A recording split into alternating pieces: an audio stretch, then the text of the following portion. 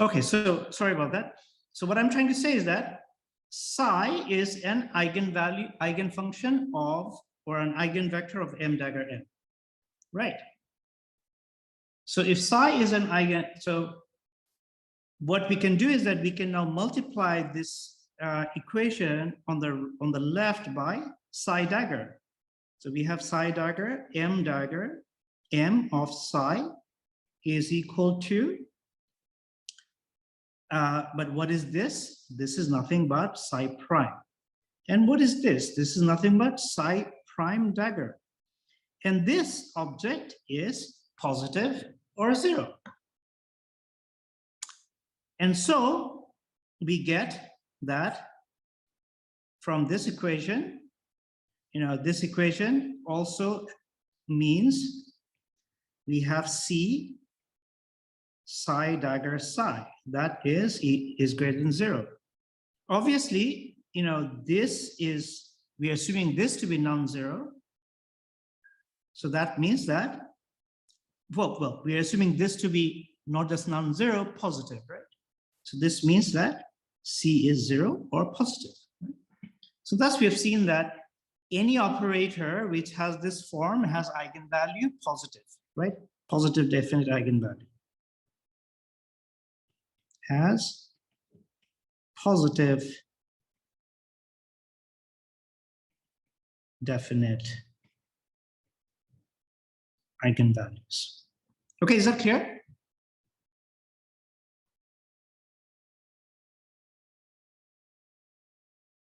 Okay, so now let's get back to our original guy, which is rho squared.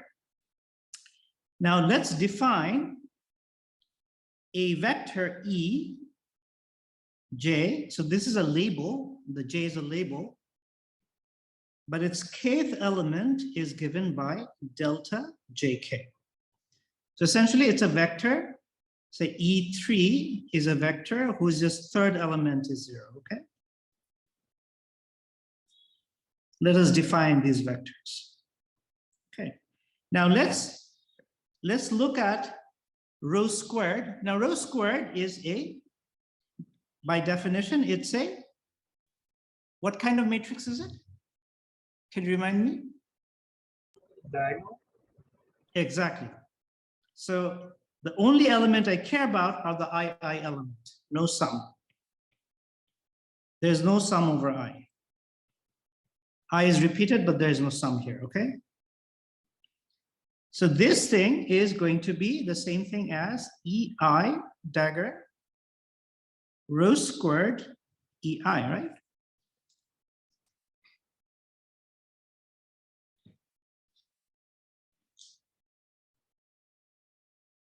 Okay.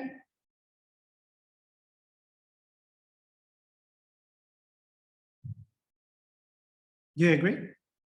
That's just the basis, writing it in the basis, right? Yeah, it's some sort of orthogonal basis, yeah. But this is a triviality, if you like, because if you take rho squared to be, say, if you take the LK element of rho squared and you say, okay, I'm gonna multiply this by EI, and then you have to have L, sum over L, and then EI, and sum over K. There's no sum over I. So the sum is over L and K, right? And then if you introduce the delta here, right, then you just get these two indices to be the same, right? So that means, so yeah, this is kind of a very trivial statement.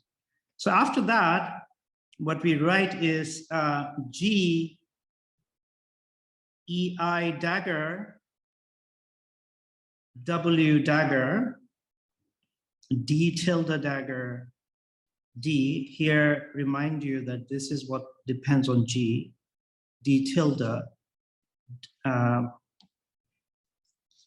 Then there's W and EI, right?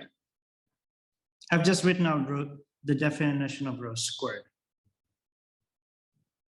But you see that this thing is some vector psi phi I, and this thing is some guy phi I dagger.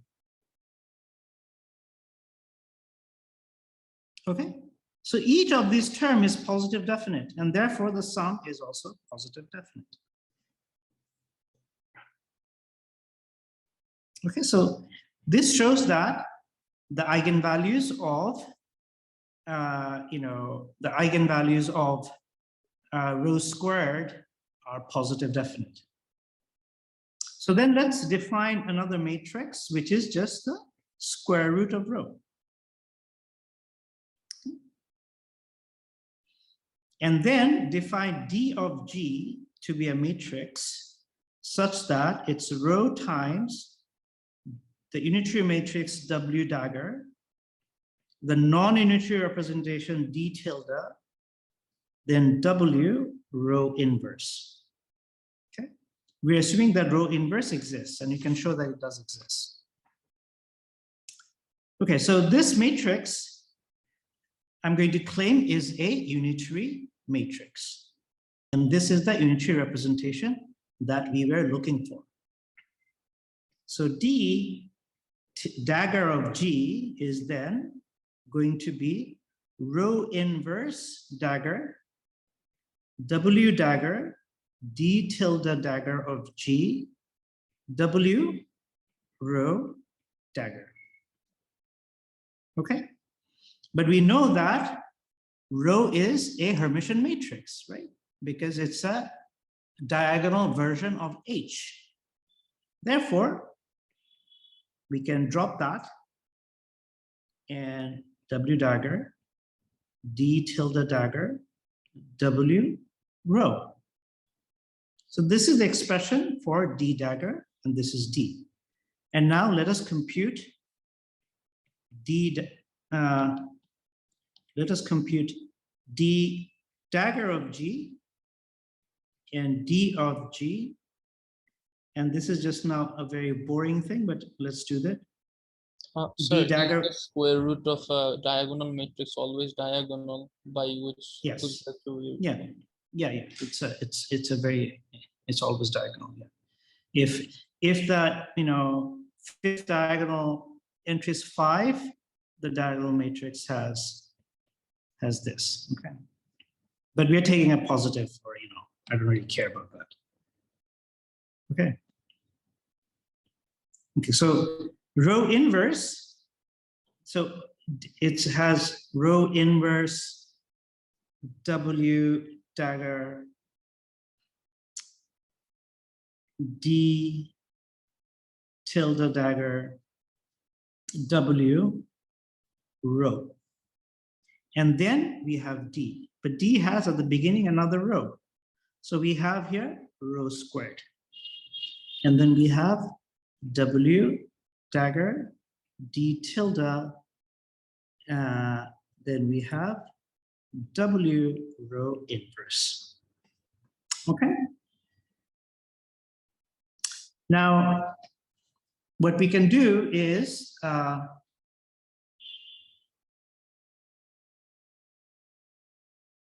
we can then use the definition of rho squared. The definition of rho squared is W dagger H of W, right? So, and then we have W dagger D tilde W rho inverse. So this is 1. And this is 1. So we have rho inverse W dagger D tilde dagger H D tilde W rho inverse. But this thing is invariant, and this thing is H.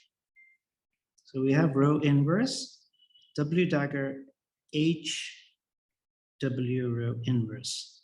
But this thing is nothing but rho squared. So we get rho inverse rho squared rho inverse, and therefore we get 1. And therefore we have shown that D, as we constructed, D dagger D is 1, and therefore this thing is a unitary representation of our finite group. And by extension, by replacing all the sum by integrals we get, we get the same result for compact Lie groups. Okay, now just a corollary, or just a comment, I should say. Comment is that we have to assume the determinant of rho is non-zero, because otherwise, if I go to rho squared, where is rho squared? Here. So if I go to rho squared and I assume that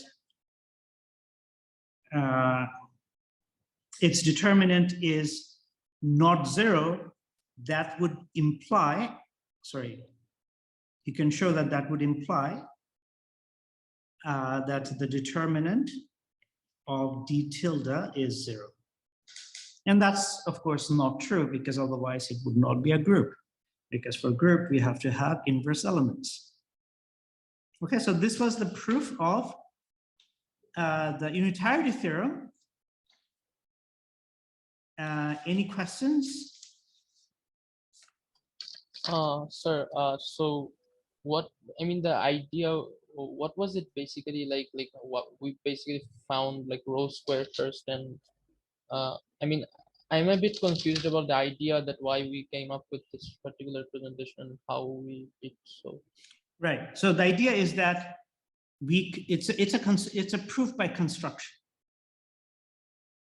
You will always find proof by constructions in mathematics, and the idea is that if I give you, I call you into my office, Nahi, here I have constructed a non-unitary representation of some compact Lie group.